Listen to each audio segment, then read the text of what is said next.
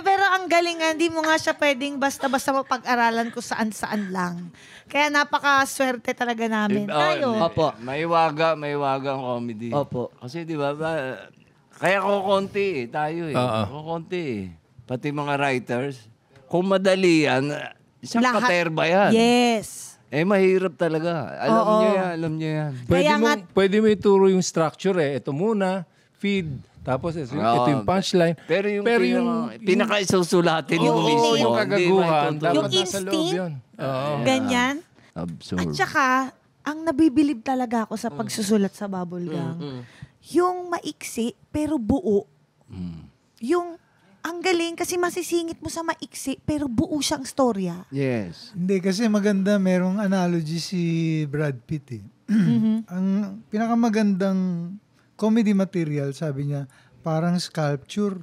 Aha. So, yung marami kang tatabasin, itatapon, tapos yung matitira yung maganda.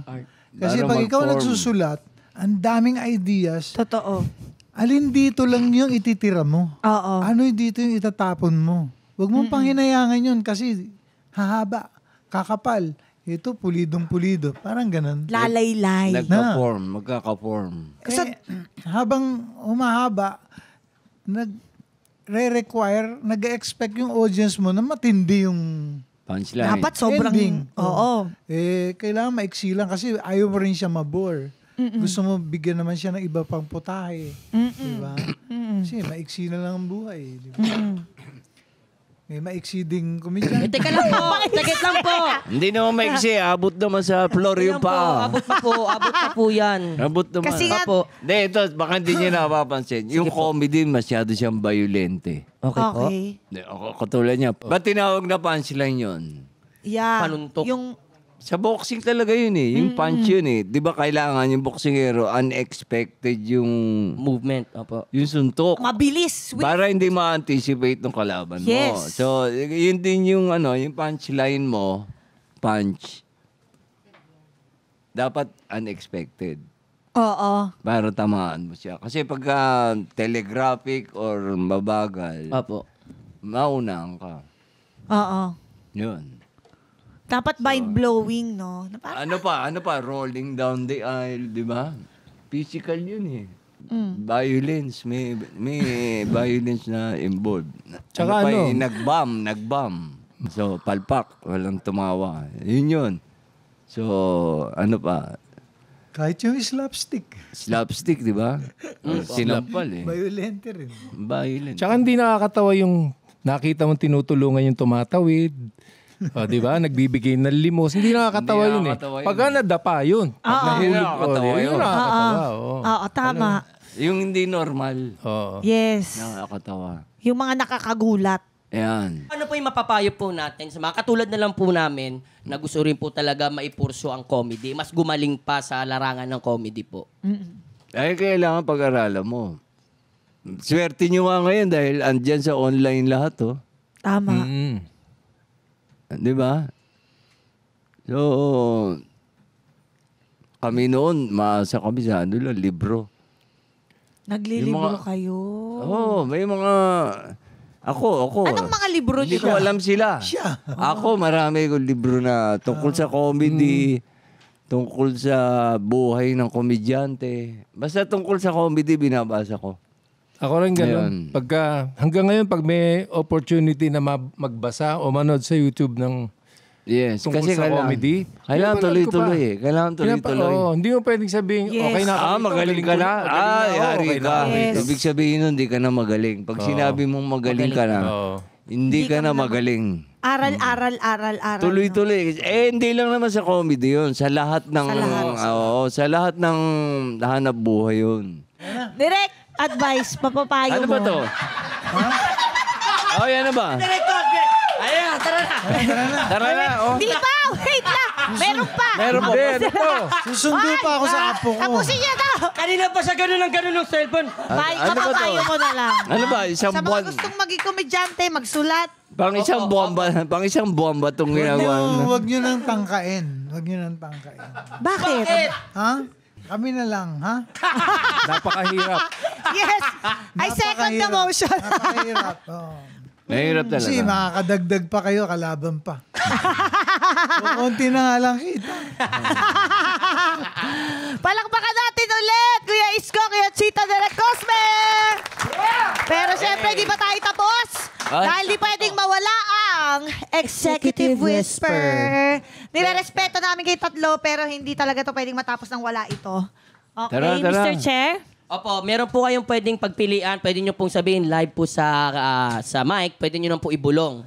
Ang tanong po namin, Mayroon ka na naman. ito. Para po sa inyong tatlo po ito, kayo na lang po sumagot. Yeah. Opo, sinong komedyanteng Pinoy na hindi po kayo natawa? O Natatawa. hindi nakakatawa? Pwede yung sabihin sa mic, pwede rin bulong. Hindi, ba't pa Oh my goodness! Yes! Oh, ba't tayo bubulong? Hindi. Tsaka, ba't pa kayo lalayo pa? Teka lang po! Alam nyo pa mas maganda kung mas malayo pa. Sige. Ang clue, nasa 17th floor. Ako ba yan? Lahat Si Direk Cosme. para sa akin, lahat ng komedyante, nakakatawa. May kanya-kanya silang style eh. Okay po.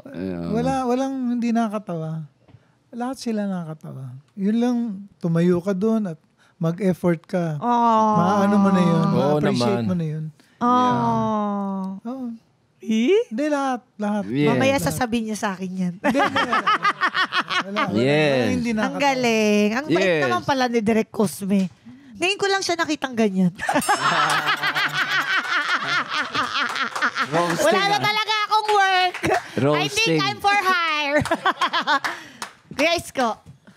No, ako na ba? Gusto mo talaga? Unang-una, pagka tinawag kang komedyante, mabigat na ano yun. Hindi basta-basta yun.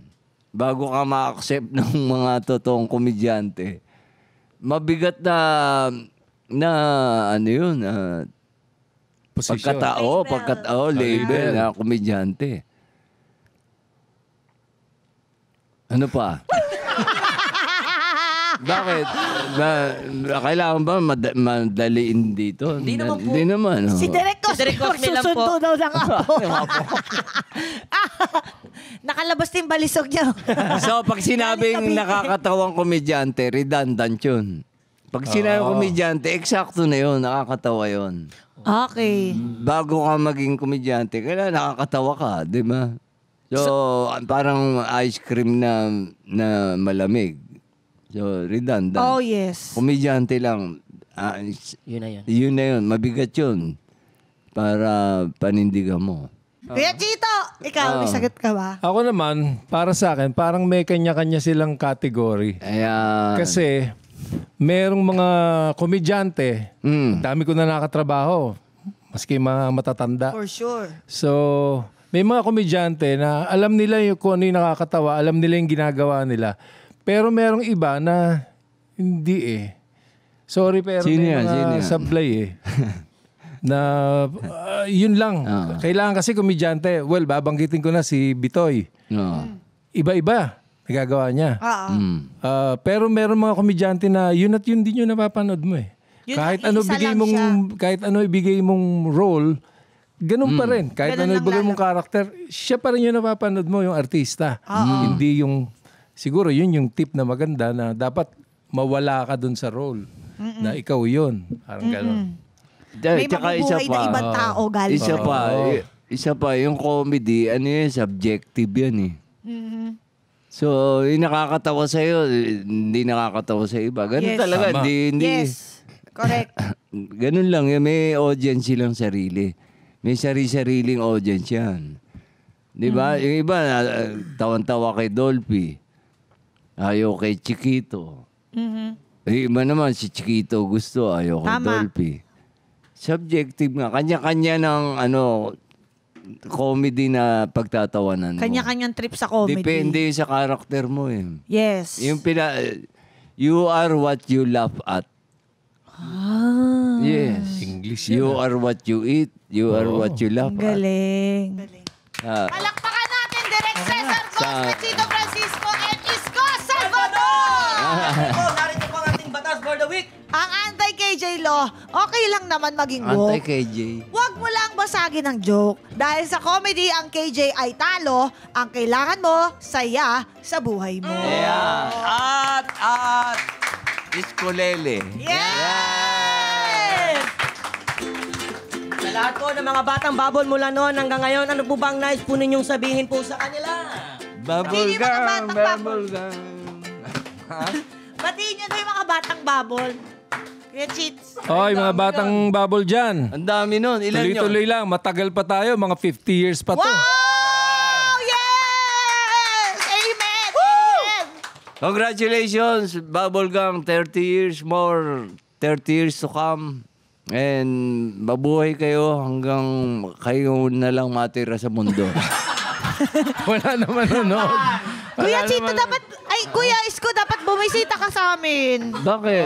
Bukod doon sa anniversary, dapat bumibisita ka pa din. So, kakakala mo, wala akong ginagawa. Bibili ako yan. Bibili ako Ikaw, yan kasi. judgmental ka dyan. Dadalan mo ako niyan. Dadalan mo ako niyan. Bibili ako. Busy ako. Huwag ka na magpalusot.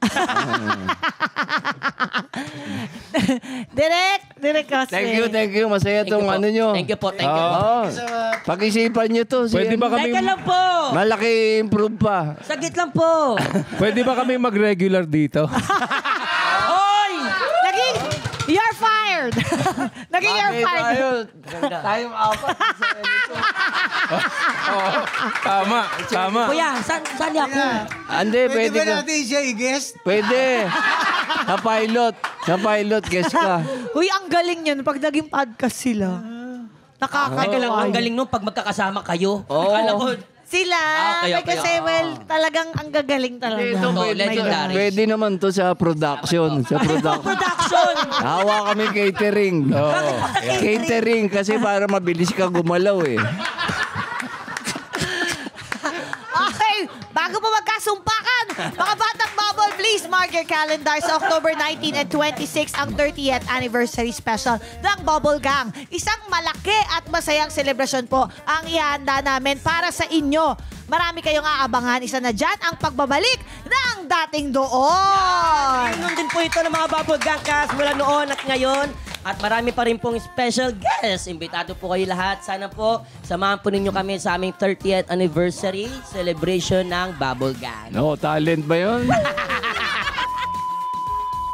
Wala Ang pa. dahil pwede gumawa. Sagit! Mga kayulol! Yung apo ko, kaya yun. Mga kayulol, maraming Tama salamat yun. din sa inyong panonood at pakikinig sa amin. Lagi ninyong tandaan, deserve mong tumawa. Deserve mong sumayaw. Kaya mag-subscribe na sa Yulol dahil dito ang hatid namin sa inyo.